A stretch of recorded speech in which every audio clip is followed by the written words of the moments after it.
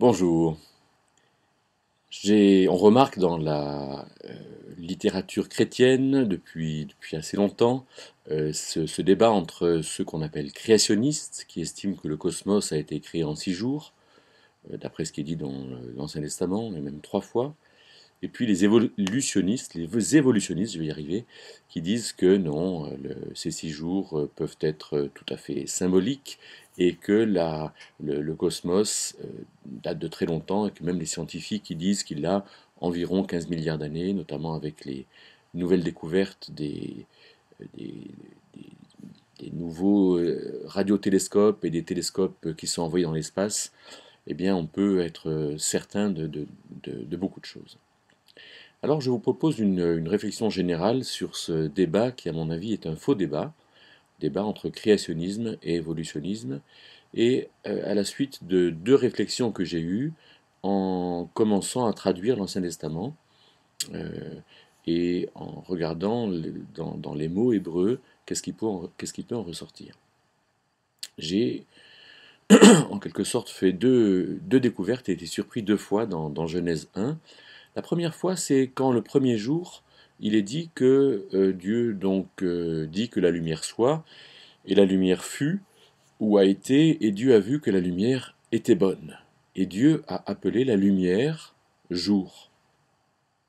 Et alors j'ai été tout à fait étonné de réfléchir à ce que j'étais en train de me dire intérieurement, de comment est-ce que j'étais en train de me parler, de penser que Dieu appelle la lumière jour.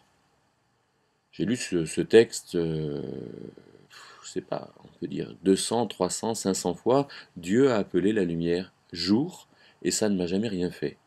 Et à un moment donné, je me suis dit, mais enfin, pourquoi est-ce que Dieu appelle la lumière jour? Pourquoi est-ce qu'il n'appelle pas la lumière lumière? Et là, j'ai commencé à réfléchir notamment à la différence entre la lumière et le jour.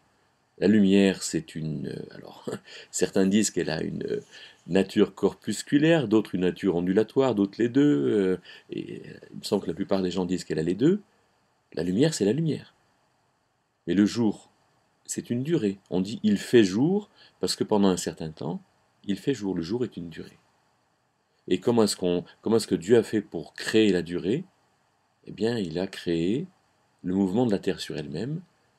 Et c'est pour ça il est dit, il y a eu un soir, il y a eu un matin. Donc ce que Dieu a créé au premier jour, ce n'est pas la lumière, mais le jour.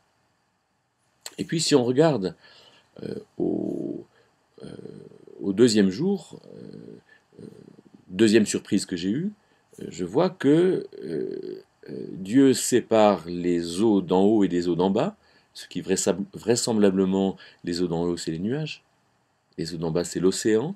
Donc à la suite de la rotation de la Terre, il doit y avoir quelque chose qui se passe de l'ordre de l'évaporation de l'eau, et entre les eaux d'en haut et les eaux d'en bas, Dieu place une étendue. Alors peut-être que Shmuel m'expliquera le mot rakia avec plus de détails, mais je compte sur lui et je le remercie. Mais ce mot étendue, qui est entre les nuages et l'océan, je lève les yeux en regardant les nuages, qu'est-ce que c'est que cette étendue? C'est l'atmosphère. Hein, c'est ce qui est placé, ce qui est, et qui nous permet finalement de vivre en respirant l'atmosphère. Et Dieu appelle l'étendue cieux. Alors, je me suis dit, mais Dieu appelle l'étendue cieux, et il est dit au verset premier que Dieu a créé les cieux et la terre au commencement. Alors, les cieux, c'est pas le cosmos.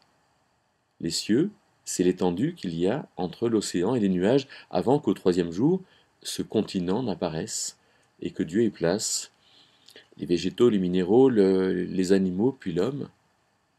Et donc, si je résume, eh ben, il me semble bien que quand Dieu a commencé à faire quelque chose au commencement, alors il a créé, non pas la Terre, parce que la Terre, elle existait déjà, il a commencé à la faire tourner au premier jour.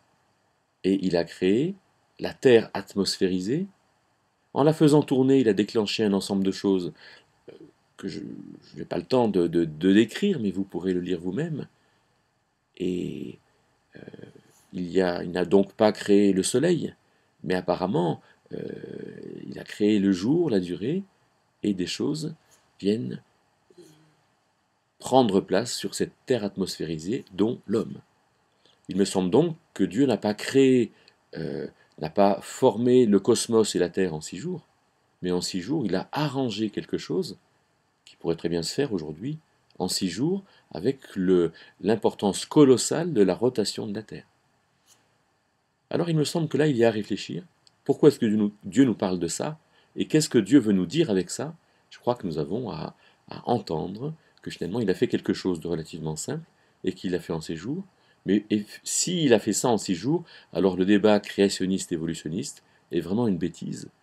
Et ce que je vous dis, c'est le résultat de ma lecture d'Hébreu, et ce n'est pas un poisson d'avril.